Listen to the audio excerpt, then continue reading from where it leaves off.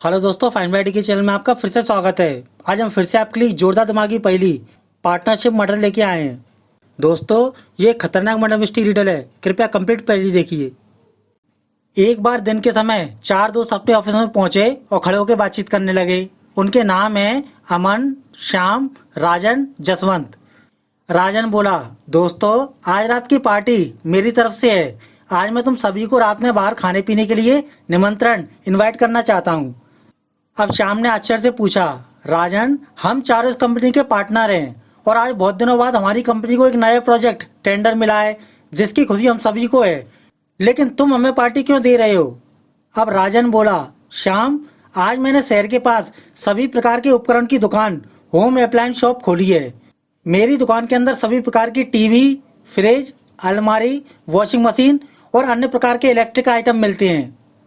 अब जसवंत ने उसकी बात सुनी और बोला, राजन, तुम इस कंपनी के पार्टनर हो और हमारे दोस्त हो, और तुमने इस कंपनी अर्थात हमारी कंपनी के फंड से 25 लाख रुपए का लोन ले रखा है जिसे तुमने अभी तक नहीं चुकाया है, और तुमने हमसे बिना पूछे अपनी लिए एक इलेक्ट्रिक शॉप दुकान खोल ली है। ये गलत बात है। तुम्हें पहले अपना लोन चुकाना चाहिए था, उसके बाद अपने लिए दुकान खोलनी चाहिए थी। अब जसवंत की बात सुन के श्याम बोला, हाँ राजन, जसवंत भाई एकदम सही बोल रहे हैं। हमारी कंपनी बहुत सालों से घाटे लॉस में चल रही थी और तुमने इस कंपनी से बहुत बार लोन ले रखा है जिसे तुमने अभी तक वापस नहीं किया है। अर्थात तुम केवल अपने बारे में सोचते हो, इस कंपनी के बारे में नहीं सोचते हो। अगर तुम कंपनी के बारे में सोचते तो सबसे पहले दुकान खोलने से पहले कंपनी का लोन कर्जा वापस कर देते, जिससे कंपनी को नए टेंडर पर काम करने पर पैसा मिल जाता और हमें टेंडर को पूरा करने के लिए बैंक से पैसा नहीं लेना पड़ता। अब सभी की बात सुनने के बाद राजन बोला, तुम लोग मुझे गलत समझ रहे हो। मैं भी यही चाहता हूँ कि सबसे पहले मैं इस कंपनी का 25 लाख रुपए का लोन चुका दूं, इसलिए मैंने अपना लोन कर्जा चुकाने के लिए नई दुकान खोली है। अब जब भी मेरी दुकान पर सामान की बिक्री सेल होगी तो मुझे दुकान से पैसा मिलेगा और मैं इस कंपनी का लोन वापस कर दूंगा। अब सभी ने उसकी बात सुनी और चुपचाप हो गए। तभी जसवंत बोला, अमन, तुम चुपचाप क्यों हो? तुम हमारी बातों पर ध्यान नहीं दे रहे हो। अमन, जब से तुम्हारी शादी हुई है तब से मैं तुम्हें दुखी और चुपचाप देख रहा हूँ। लगता है तुम अपनी शादी से खुश नहीं हो। अब अमन बोला, जसवंत भाई, आपने एकदम सही कहा। मैं अपनी वाइफ काजल से बहुत ज्यादा दुखी और परेशान हूँ। मेरी वाइफ काजल बहुत पुराने ख्यालों की लड़की है। वो हमेशा दूसरों की मदद हेल्प करने में लगी रहती है। अब श्याम बोला, अमन, दूसरों की मदद करना एक अच्छी बात है, इसमें तुम्हें क्या परेशानी होती है? अमन बोला, श्याम, वो इंसानों से ज्यादा जानवरों को पसंद करती है और हमेशा उनकी मदद करने में लगी रहती है। मेरी पत्नी सुबह सुबह छत के ऊपर चिड़िया बर्ड्स के लिए दाना पानी रखती है और घर के बाहर घूम रहे जानवर को बुला के खाना देती है। मैं जब भी घर से ऑफिस आता हूँ या घर वापस जाता हूँ तो वो हमेशा जानवरों को कुछ न कुछ खिलाते हुए या उनकी देखभाल करते हुए मिलती है। उसकी इन आदतों के कारण मुझे अपना घर चिड़ियाघर, प्राणी उद्यान, जू जैसा लगने लगा है। कल उसने मेरी अलमारी के कपड़े बाहर निकालकर उनको चिड़िया का घर, बर्ड्स होम बना दिया है। अब मेरे पास अपने कपड़े रखने के लिए अलमारी तक नहीं है। अब उसकी बात सुन के जसवंत बोला, अमन, तुम्हारी पत्नी काजल जानवर की मदद करती है और ये एक अच्छी बात है, इसलिए मैं उसे समझा रोक नहीं सकता हूँ। लेकिन तुम्हारी परेशानी का उपाय मेरे पास है। तुम्हारी पत्नी ने तुम्हारी कपड़ों की अलमारी पक्षियों की मदद के लिए ले रखी है, इसलिए तुम राजन की दुकान पर जाकर उसकी दुकान से अपने लिए नई अलमारी लेके आ सकते हो। अब राजन भी हंसकर बोला, जसवंत भाई साहब एकदम सही बोल रहे हैं। अमन, तुम चिंता मत करो। तुम कल सुबह अपनी पत्नी को लेके मेरी दुकान पे आ जाना और मेरी दुकान से नई अलमारी खरीद कर ले जाना। इतना बोल के सभी लोग वहां से चले गए। अब दूसरे दिन सुबह के समय अमन और काजल अलमारी खरीदने के लिए राजन की दुकान पर पहुंच गए और गाड़ी से उतर के अंदर चले गए। अंदर राजन उनका इंतजार कर रहा था। राजन उनको देख के अमन से बोला, अमन, मेरी दुकान में कल दो अलमारी रखी थी जो आज सुबह बिक्री सेल हो गई हैं। अब नई अलमारी शाम को आएंगी, लेकिन तुम चिंता मत करो, मैं आज शाम को तुम्हारे घर पे अलमारी भिजवा दूंगा। अब अमन और काजल ने उसकी बात सुनी और वापस बाहर आकर अपनी गाड़ी में बैठ के वहां से वापस अपने घर चले गए।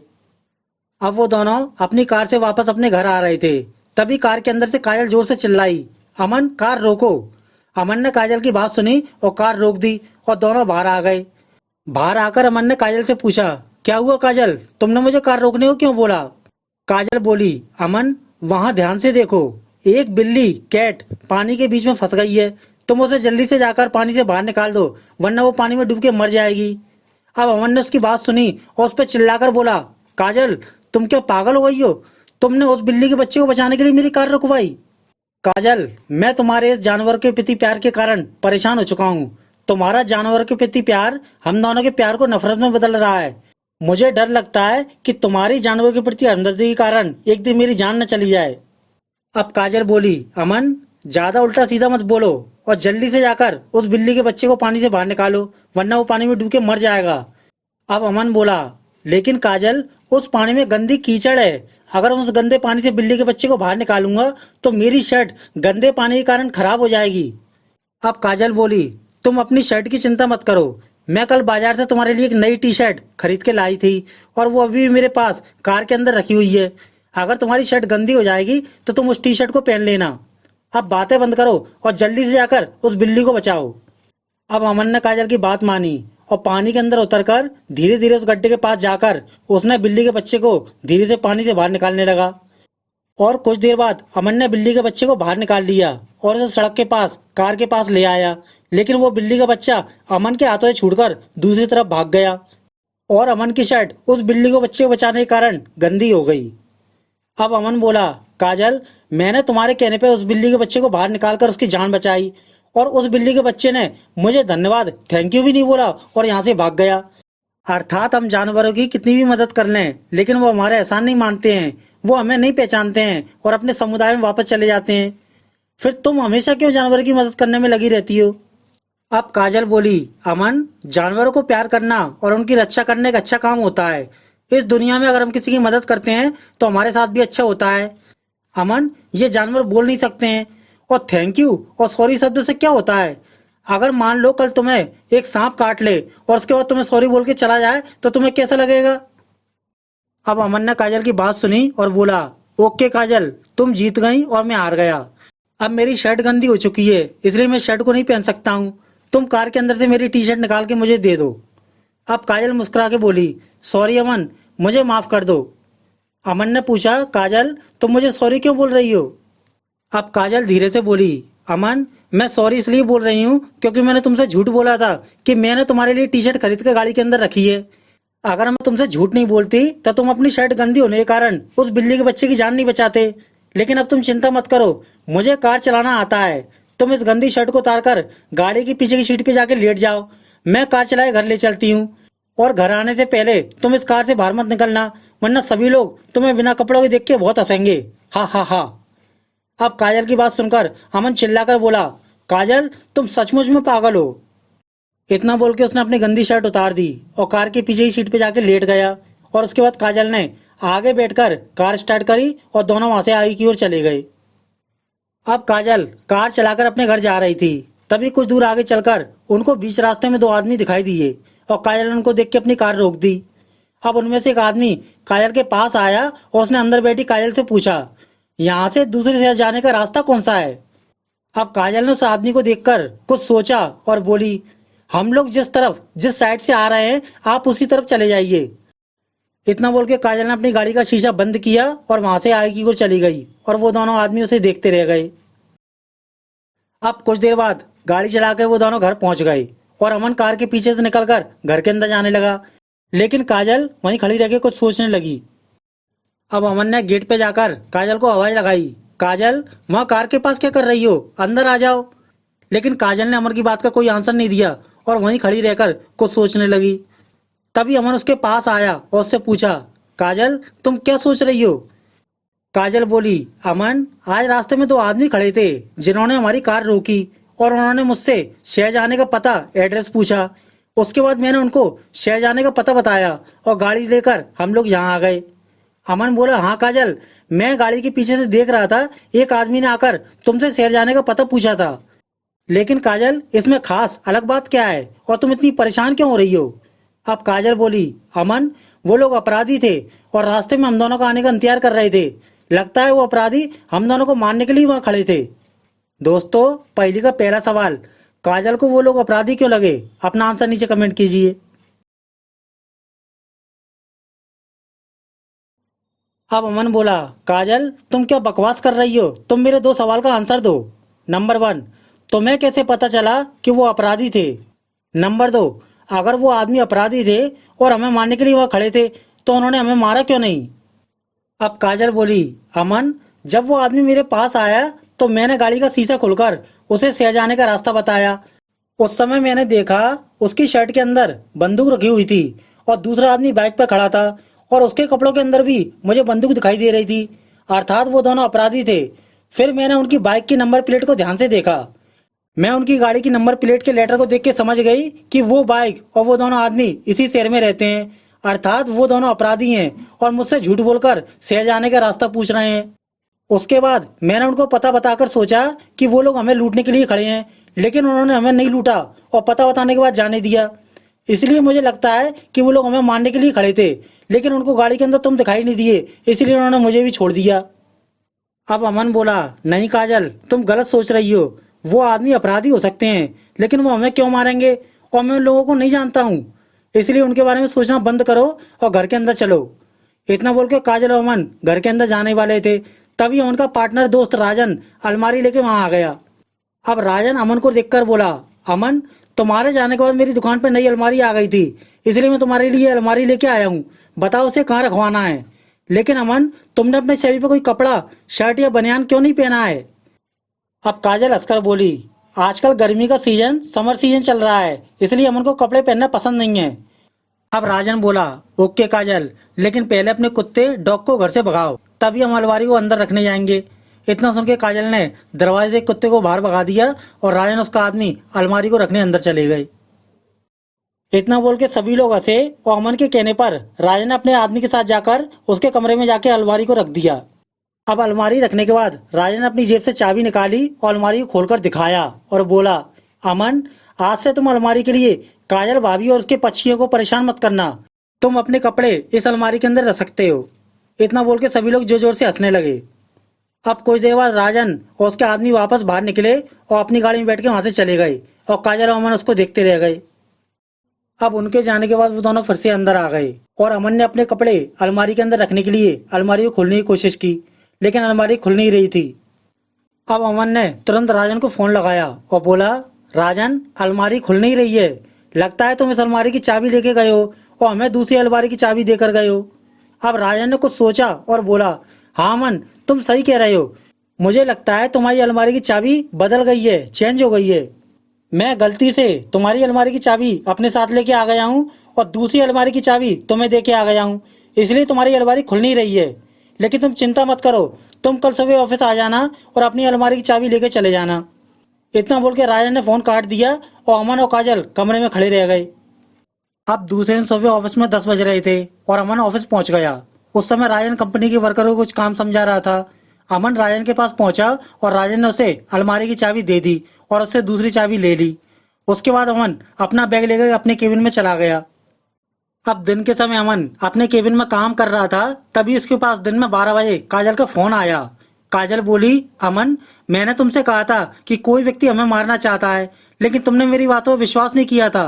अब तुम इस समय घर पे आओ, मैं तुम्हें कुछ दिखाना चाहती हूँ। इतना बोल के काजल ने फोन काट दिया और अमन उसका फोन सुनकर तुरंत अपना बैग लेकर ऑफिस के बाहर आया और अपनी कार में बैठकर वहां से वापस घर चला गया। अब कुछ देर बाद अमन अपने घर पहुंच गया और कार से उतर के उसने देखा घर का दरवाजा खुला हुआ है और दरवाजे के पास घर का कुत्ता डॉग मरा हुआ पड़ा है। अब अमन उस डॉग के पास गया और उसे ध्यान से देखा। उस डॉग के मुंह से खून निकल रहा था, ऐसा लग रहा था जैसे किसी ने उसके मुंह पे मारा है। अब अमन जल्दी से घर के अंदर चला गया। अब घर के अंदर जाकर अमन ने पूरे घर के अंदर काजल को बहुत ढूंढा, लेकिन काजल उसे घर के अंदर कहीं भी दिखाई नहीं दी। उसके बाद अमन ने छत पे जाकर काजल को ढूंढा, लेकिन काजल उसको छत पे भी दिखाई नहीं दी। अमन को यह समझ नहीं आ रहा था कि आखिर काजल कहाँ चली गई। अब अमन ने कुछ देर बाद बाहर आया और पुलिस को फोन लगाया और कुछ देर बाद पुलिस की गाड़ी वहां पहुंची। गाड़ी के अंदर से डिटेक्टिव डीके और इंस्पेक्टर बाहर आ गए। अमन ने उनको बताया, आज सुबह मैं अपने ऑफिस में बैठा था, उस समय मेरी वाइफ काजल का फोन आया। उसने मुझे बताया कि कोई हमें मारना चाहता है, तुम जल्दी से घर आ जाओ।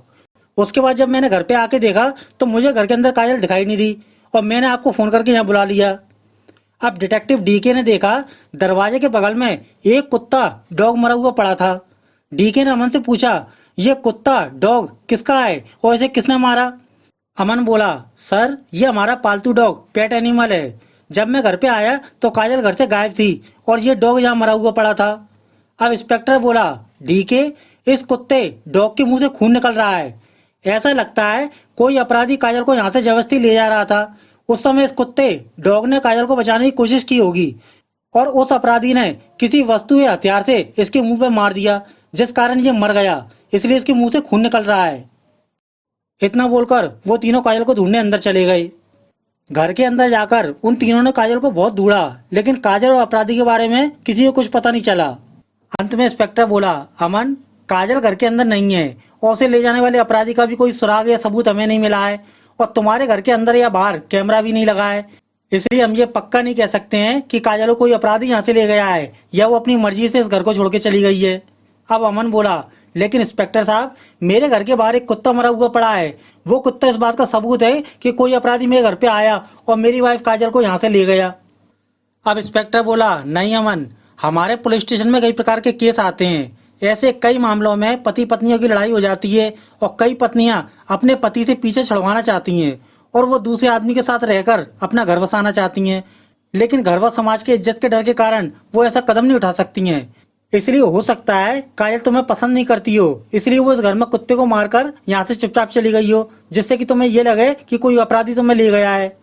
क्योंकि अमन, यहाँ कोई भी अपराधी आया होता तो इस घर का मेन गेट टूटा हुआ मिला होता और इस घर का सामान अस्त व्यस्त बिखरा हुआ पड़ा होता, लेकिन यहाँ ऐसा कुछ भी नहीं है। इस घर का मेन गेट सही है और घर का सामान भी बिखरा हुआ नहीं है, अर्थात काजल अपनी मर्जी से यहाँ से गई है। अब अमन बोला, नहीं इंस्पेक्टर साहब, मैं अपनी वाइफ काजल को बहुत अच्छी तरह से जानता हूँ। मेरी वाइफ काजल जानवर से बहुत प्यार करती है, इसलिए वो कुत्ते को नहीं मार सकती है और मैं ये भी जानता हूँ कि वो मुझे छोड़ के नहीं जा सकती है, अर्थात कोई अपराधी है जो उसे जबरदस्ती यहाँ से ले गया है।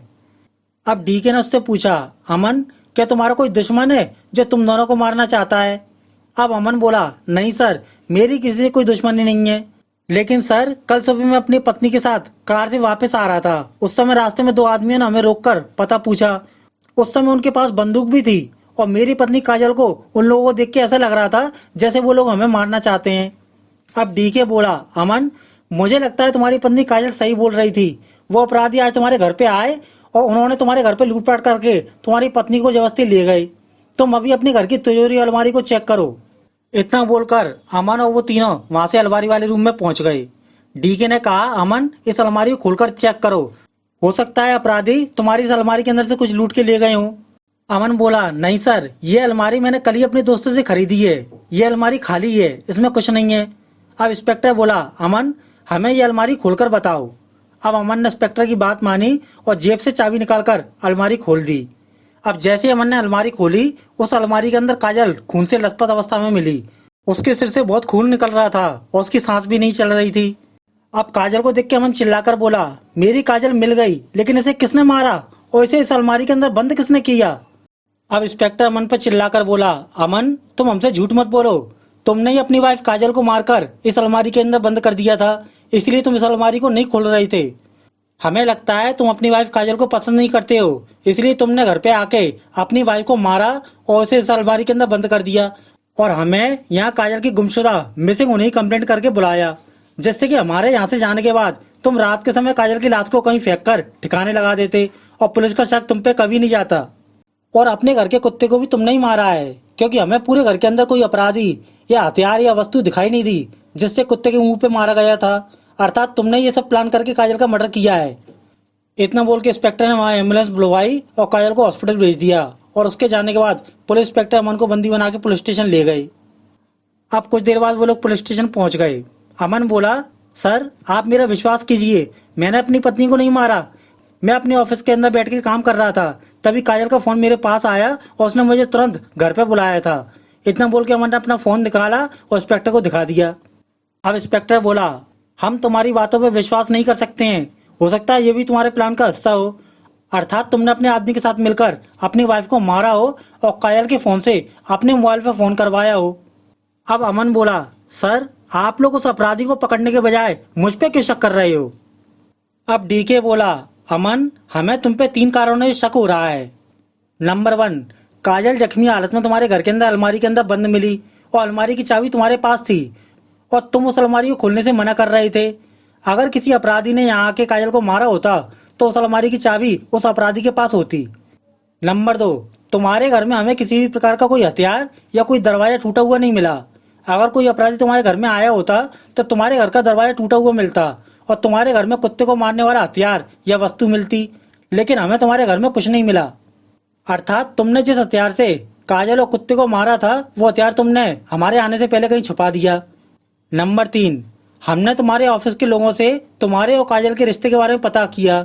उन्होंने बताया तुम अपनी काजल के जानवर के प्रति प्यार और मदद करने की भावना के कारण बहुत परेशान रहते थे, इसलिए हमें शक है कि तुमने काजल से पीछा छुड़वाने के लिए काजल को मारा है।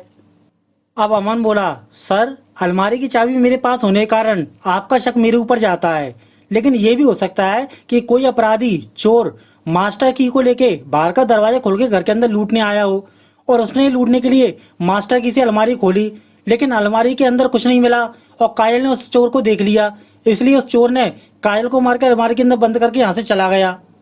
इसीलिए इस घर का दरवाजा टूटा नहीं मिला और अलमारी बंद मिली थी। और वैसे भी उस अलमारी की सही चाबी रियल की मैं आज सुबह अपने दोस्त रायन से लेके आया था, इसलिए मैंने भी आपके सामने पहली बार उस अलमारी को खोला था। अभी वो लोग बातचीत कर रहे थे तभी उनके तीनों दोस्त वहां आ गए। अब राजन बोला, हाँ सर अमन सही बोल रहा है, मैंने आज सुबह ही इसकी अलमारी की सही चाबी इसे दी थी और ये अपनी वाइफ काजल को नहीं मार सकता है, ये काम किसी चोर का हो सकता है। अभी वो लोग बातचीत कर रहे थे तभी वहाँ लेडी इंस्पेक्टर आ गई और इंस्पेक्टर से बोली, सर अभी हॉस्पिटल से फोन आया था, कायल सिर पे चोट लगने के कारण मर गई। इतना बोल के लेडी इंस्पेक्टर वहां से चली गई और सभी लोग चुपचाप हो गए। अब डिटेक्टिव डीके बोला, अमन अब तुम्हें कोई नहीं बचा सकता, तुम्हारी वाइफ काजल मर चुकी है और हमें उसकी लाश तुम्हारी अलमारी में मिली थी, अर्थात सबूत के आधार पर तुम काजल के कातिल हो। अमन अब तुम अपने आप को बचाने के लिए हमें कोई पक्का सबूत बताओ, तब तुम इस मर्डर केस से बाहर होगे। इतना सुन के अमन के तीनों दोस्त वहां से चले गए और अमन को जेल में बंद कर दिया गया। दोस्तों पहली का दूसरा सवाल, काजल को किसने मारा, क्यों मारा और कैसे मारा? अपना आंसर नीचे कमेंट कीजिए। दोस्तों काजल को मारने वाला अमन का दोस्त पार्टनर राजन है। राजन काजल के साथ साथ अमन को भी मारना चाहता था, लेकिन अमन बच गया। दरअसल दोस्तों राजन, अमन, श्याम और जसवंत एक कंपनी के पार्टनर हैं और राजन पर अपनी कंपनी का 25 लाख रुपए का लोन कर्जा है और राजन उस लोन को चुकाना नहीं चाहता है, बल्कि राजन अपने तीनों पार्टनर को खत्म करके अकेले उस कंपनी का मालिक बनना चाहता है। इसलिए वो धीरे धीरे करके अपने प्रत्येक पार्टनर दोस्त को मारना चाहता है। इसलिए जब सुबह अमन और काजल राजन की दुकान पर अलमारी खरीदने गए थे, उस समय राजन ने उनको अलमारी नहीं दी और राजन ने देखा अमन उसकी दुकान पे पीली शर्ट, येलो कलर की शर्ट पहन के आया था। अब राजन ने उसको वापस घर भेज दिया और उसके जाने के बाद राजन ने अपने आदमियों को फोन करके बोला, मेरा दोस्त और उसकी वाइफ सफेद कार से वापस घर जा रहे हैं, मेरा दोस्त पीले रंग की शर्ट पहना है, तुम्हें उन दोनों को जान से मारना है। इसीलिए वो दोनों अपराधी बीच रास्ते में अमन की कार का आने का इंतजार कर रहे थे, लेकिन बीच रास्ते में अमन की पीली शर्ट बिल्ली की जान बचाने के कारण गंदी हो गई और अमन बिना कपड़े के कारण कार की पीछे की सीट पे जाके लेट गया। अब जब अपराधियों को कार के अंदर पीली येलो शर्ट में अमन दिखाई नहीं दिया तो उन्होंने काजल को भी वहां से जाने दिया। इस तरह रास्ते में अमन और काजल की जान उस बिल्ली के बच्चे के कारण बच गई थी। अब उनके जाने के बाद राजन अपराधियों के पास पहुंचा, उन्होंने बताया कार में पीली शर्ट में कोई आदमी दिखाई नहीं दिया, इसलिए उन्होंने कार को जाने दिया। अब राजन ने उसी समय अमन और काजल को मारने के लिए दूसरी चाल चली।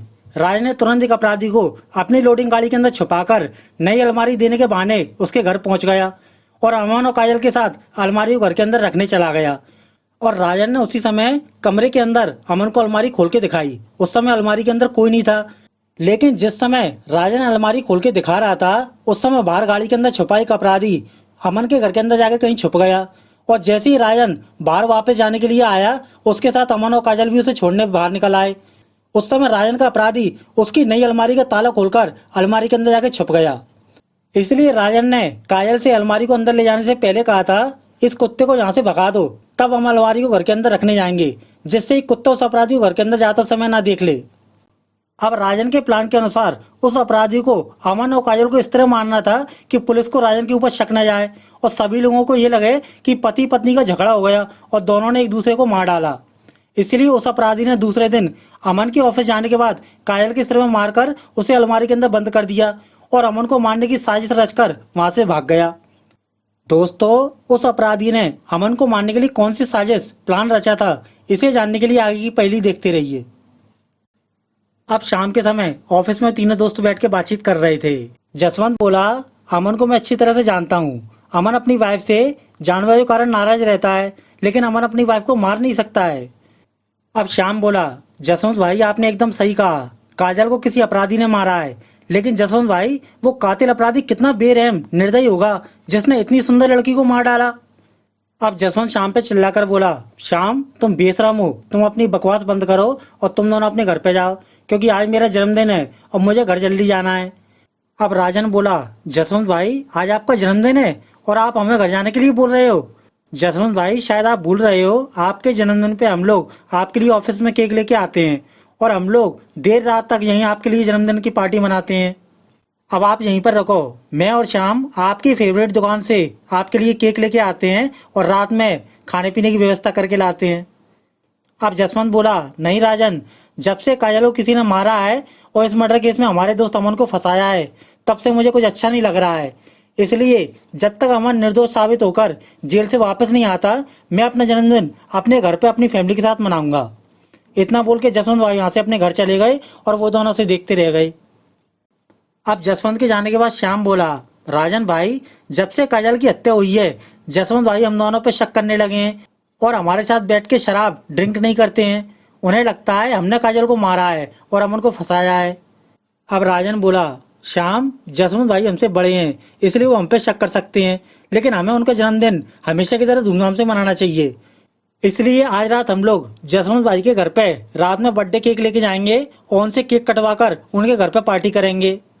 अब श्याम बोला, राजन भाई आपका आइडिया अच्छा है, लेकिन जसवंत भाई इस समय हमारे द्वारा कुछ भी खाना पीना पसंद नहीं कर रहे हैं, क्या वो हमारा केक खाना पसंद करेंगे? अब राजन बोला, श्याम तुम सही बोल रहे हो, अगर जसवंत भाई उन पे शक करते हैं तो हमारा केक नहीं खाएंगे, लेकिन फिर भी हम लोग उनको अपना केक जबरदस्ती खिलाएंगे। श्याम, क्या तुम जानते हो जसवंत भाई अपने बर्थडे पे कौन सा केक खाते हैं और वो केक किस दुकान से लाते हैं? अब श्याम बोला, हाँ राजन भाई, जसवंत भाई अपने जन्मदिन पे चॉकलेट केक खाना पसंद करते हैं और वो केक अमन उनके लिए मार्केट मॉल से लेके आता था। चलो मैं तुम्हें उस दुकान पे लेके चलता हूँ। इतना बोल के वो दोनों वहां से मॉल की ओर चले गए। अब इधर शाम के समय जसवंत ने एक मॉल के आगे जाके अपनी कार रोकी और कार से उतर के मॉल के अंदर दुकान पे केक लेने चला गया। उसने अंदर जाके एक चॉकलेट केक मांगा और उसे पैक करवा के वापस बाहर आया और अपनी कार में बैठ के वहां से अपने घर के लिए चला गया। अब जसवंत के जाने के कुछ देर बाद राजन और श्याम भी कार से उसी मॉल पर पहुंच गए और राजन के कहने पर श्याम जसवंत के लिए केक लेने अंदर चला गया और कुछ देर बाद श्याम जसवंत के लिए केक लेके मॉल से बाहर आया और राजन के साथ कार में बैठ गए वहां से आगे की ओर चला गया। अब कुछ दूर आगे चलने के बाद राजन ने एक सुनसान जगह पे कार रोक दी और राजन और श्याम कार से बाहर आ गए।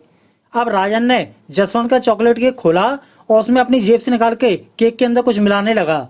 श्याम ने पूछा, राजन तुम जसवंत भाई के केक में क्या मिला रहे हो? राजन बोला, जहर, पॉइजन। अब श्याम चिल्लाकर बोला, राजन तुम क्या पागल हो गए हो?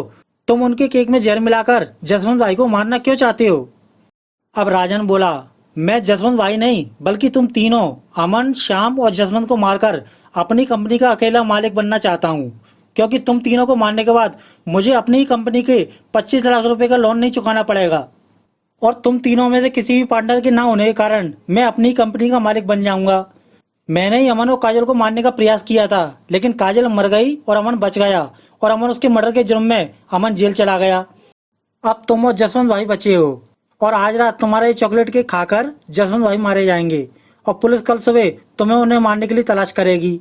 अब श्याम बोला, राजन ऐसा नहीं होगा। नंबर 1, जसवंत भाई तुम्हारा केक नहीं खाएंगे क्योंकि काजल के मरने के बाद उन्होंने हमारे साथ खाना बंद कर दिया है। नंबर 2, अगर तुमने जबरदस्ती उनके घर जाकर उनको केक खिलाने की कोशिश की तो उनकी बिल्डिंग के बाहर सीसीटीवी कैमरे लगे हैं, वहां तुम दिखाई दे जाओगे और दूसरे दिन पुलिस जसवंत भाई के मर्डर केस में तुम्हें पकड़ के ले जाएगी। अब राजन हंसकर बोला, नहीं श्याम ऐसा नहीं होगा, पुलिस मुझे कभी नहीं पकड़ पाएगी। मेरी बात ध्यान से सुनो और समझो। मैं जसवंत भाई के घर पर जाकर उनको केक नहीं खिलाऊंगा, बल्कि रास्ते में उनकी कार रुकवाकर उनकी कार के अंदर से ये जहर वाला केक उनके केक से बदल दूंगा। अर्थात उनके पास ये जहर वाला केक पहुंच जाएगा और उनका केक मेरे पास आ जाएगा। इस तरह वो मेरा जहर वाला केक खा के मर जाएंगे। इस तरह दूसरे दिन उनके मर्डर केस में तुम्हारा नाम आएगा, क्योंकि ये कार तुम्हारी है और अभी कुछ देर पहले तुम अपनी कार में बैठ के मॉल गए थे और तुमने केक की दुकान से वही केक खरीदा जो जसवंत भाई लेके गए थे। अर्थात कल जसवंत भाई केक में जहर होने के कारण मारे गए तो पुलिस मॉल की दुकान पर पूछताछ करने जाएगी और मॉल के सीसीटीवी फुटेज देखकर समझ जाएगी कि जसवंत भाई के केक ले जाने के बाद तुम भी मॉल की दुकान पर गए थे और तुमने वही चॉकलेट केक खरीदा जिसे जसवंत भाई लेके जा चुके हैं। अर्थात पुलिस समझ जाएगी तुमने ही केक में जहर डालकर रास्ते में केक बदलकर जसवंत भाई को मारा है। और इस पूरे केस में मैं तुम्हारी गाड़ी के अंदर बैठा था, इसलिए सीसीटीवी कैमरे में मैं कहीं दिखाई नहीं दिया। इस तरह पुलिस मुझ पर शक नहीं करेगी और पुलिस तुम्हें तलाश करेगी। अब श्याम बोला, राजन तुम बहुत खतरनाक हो, तुम्हारा प्लान बहुत अच्छा है, लेकिन तुम अभी भी जसवंत भाई की गाड़ी में केक नहीं बदल पाओगे, क्योंकि हमें बातचीत करते हुए बहुत देर हो गई है और अब तक जसवंत भाई केक लेके अपने घर पहुंच गए होंगे।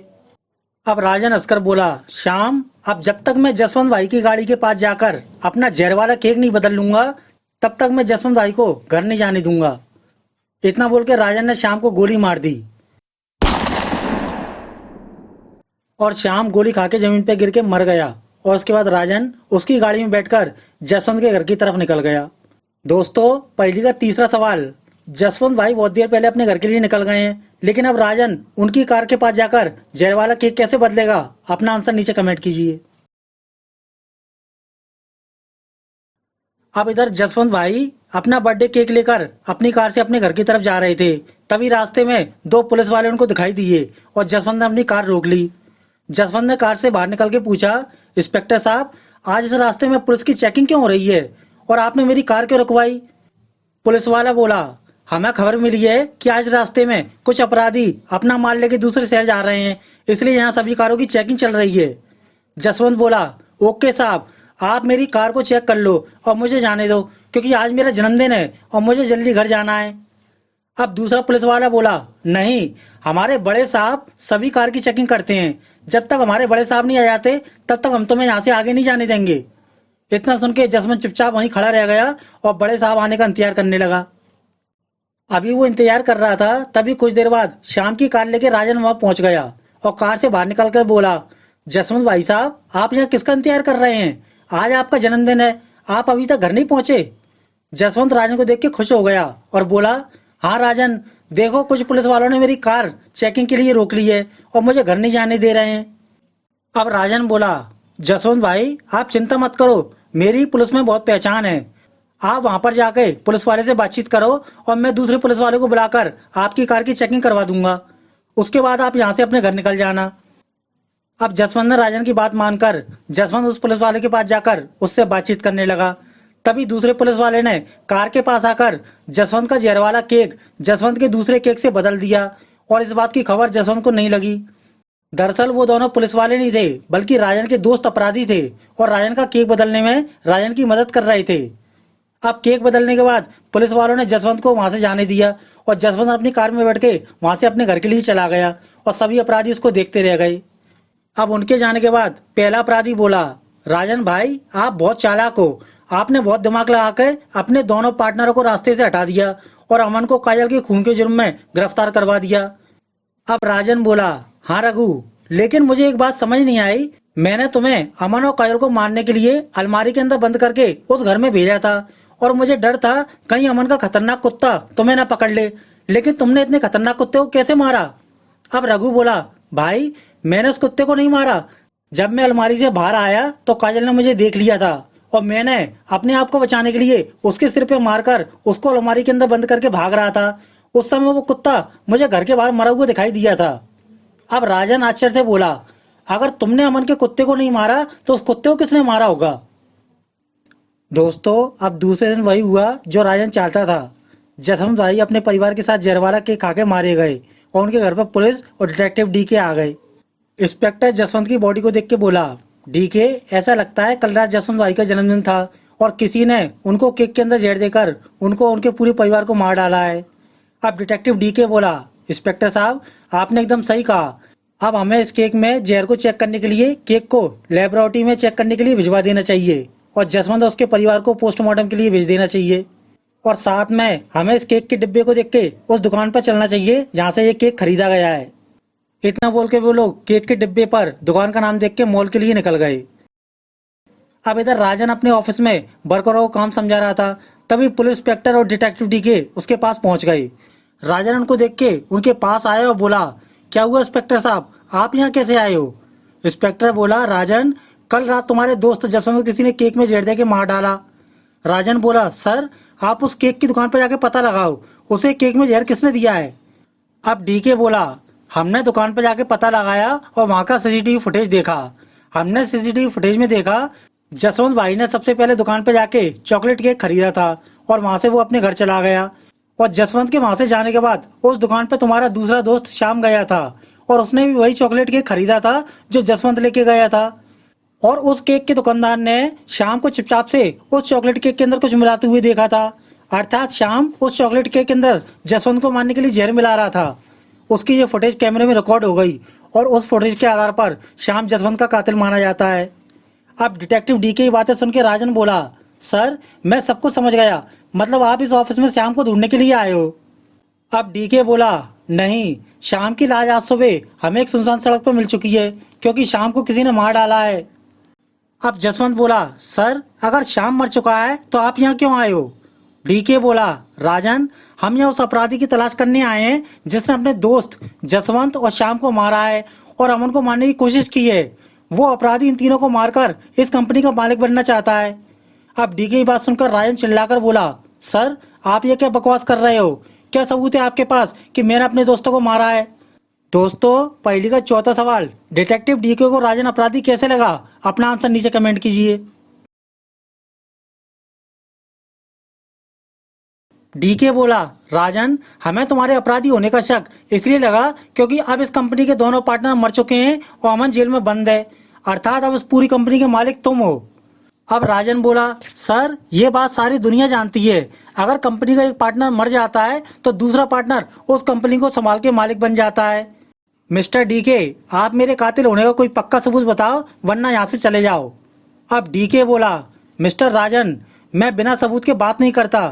तुमने इन तीनों को मारने के लिए बहुत दिमाग लगाया और तुम्हारी सभी चाल सफल रही और तुम इन तीनों के मर्डर केस से बच गए, लेकिन कल तुम्हारे दोस्त श्याम ने ऐसी गलती कर दी जिस कारण आज तुम जसवंत और श्याम के मर्डर केस में फंस चुके हो। राजन, तुम शायद भूल रहे हो, मैंने तुमसे कहा था कि जब हम केक की दुकान पर पूछताछ करने पहुंचे थे तो दुकानदार ने हमें फुटेज दिखा के बताया, सर, जसवंत के जाने के बाद यह आदमी यहाँ से चॉकलेट केक खरीद के गया है, लेकिन हमने इसे चॉकलेट केक के अंदर कुछ मिलाते हुए देखा था।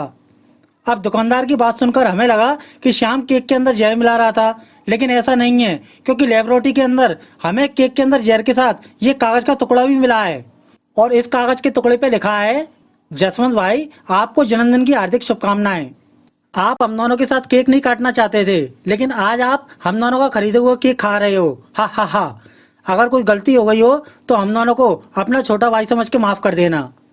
राजन, ये लेटर श्याम ने केक खरीदने के तुरंत बाद केक के अंदर घुसेड़ डाल दिया था, जिससे कि जब रात में जसवंत अकेले बैठ के केक खाएगा तो उसको श्याम और जसवंत की याद आएगी और इसी लेटर के कारण तुम आज गुनाहगार सिद्ध होते हो। अभी वो लोग बातचीत कर रहे थे तभी वहाँ अमन भी आ गया। अब राजन बोला, ओके सर, इस लेटर के द्वारा मैं जसवंत और श्याम का कातिल सिद्ध होता हूँ, लेकिन सर, आपने अमन को क्यों छोड़ा?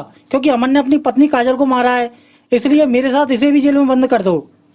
अब डीके बोला, नहीं राजन, काजल जिंदा है और काजल को मारने की कोशिश अमन ने नहीं बल्कि तुम्हारे अलमारी के अंदर छुपे हुए अपराधी ने की थी और वो अपराधी काजल के सिर पर मार के भाग गया था। अब हम लोगों को ये पता लगाना था कि अमन और काजल को कौन मारना चाहता है, इसलिए हमने पुलिस स्टेशन में तुम सभी के सामने झूठ बोला था कि काजल हॉस्पिटल में मर गई, जबकि काजल जिंदा है और उसी ने अलमारी के अंदर छुपे हुए कातिल के बारे में बताया था। मतलब अमन ने कुछ नहीं किया है। अब राजन बोला, सर, मैं हार गया, आपने पूरा केस सॉल्व कर दिया, लेकिन मुझे एक आखिरी सवाल पूछना है। अमन के कुत्ते को किसने मारा था? क्योंकि मेरे अपराधी ने बताया कि उसने उस कुत्ते को नहीं मारा। अब अमन बोला, सर, मुझे भी आपसे एक आखिरी सवाल पूछना है। जब मैं अपने ऑफिस में काम कर रहा था तब मेरी पत्नी काजल का फोन आया था और उसने बोला था कि कोई मुझे मारना चाहता है और मैं तुम्हें कुछ दिखाना चाहती हूँ। आखिर काजल मुझे क्या दिखाना चाहती थी? अब डिटेक्टिव डीके बोला, राजन और अमन, तुम दोनों के सवाल का जवाब, आंसर तुम्हें जेल में मिलेगा। इतना बोल के पुलिस इंस्पेक्टर राजन और अमन को बिठाकर वहां से जेल की तरफ ले गया। अब जैसे ही वो लोग जेल में पहुंचे, पुलिस ने राजन को जेल के अंदर बंद कर दिया और उसके अपराधी ने बताया, भाई उस कुत्ते को मैंने नहीं मारा था, बल्कि मैंने आपके कहने पर अमन और काजल को मारने के लिए उनके खाने में चुपचाप से जहर मिलाया था। लेकिन अमन की वाइफ काजल जानवरों की देखरेख करती है और उनको खाना खिलाती थी, इसलिए काजल ने दिन का खाना खाने से पहले उस कुत्ते को खाना खाने के लिए दिया था, जिस खाने को खा के कुत्ता मर गया। और काजल समझ गई कि इस खाने के अंदर किसी ने जहर मिलाया है, इसीलिए काजल ने तुरंत फोन करके अपने पति अमन को घर पे बुलाया था। और उसकी आवाज सुनकर मैंने अलमारी से बाहर आकर काजल के सिर पर मार दिया और उसको अलमारी के अंदर बंद करके वहां से भाग गया। भाई अगर वो कुत्ता जहर वाला खाना नहीं खाता तो आज अमन और काजल जिंदा नहीं होते। अब अमन ने अपराधी की बात सुनी और वहां से कार उठा के अपने घर के लिए चला गया। और जैसे ही अमन कार से अपने घर पहुंचा, घर की छत पे काजल उसका इंतजार कर रही थी। अमन को देख के काजल बोली, अमन मैंने तुमसे कहा था अगर हम जानवरों की मदद करते हैं तो हमारे साथ भी अच्छा होता है। अगर उस दिन वो कुत्ता जहर वाला खाना नहीं खाता तो हम लोग उस दिन खाना खा के मर जाते और तुम मेरे सामने खड़े नहीं होते। अब अमन काजल की बात सुन के मुस्कुरा गया और काजल भी अपने पति को देख के हंसने लगी। दोस्तों कैसी लगी आपको जोरदार दिमागी पहेली? पहेली अच्छी लगे तो लाइक कीजिए और ऐसी ही पहेलियां देखने के लिए अभी हमारे चैनल को सब्सक्राइब कीजिए। धन्यवाद।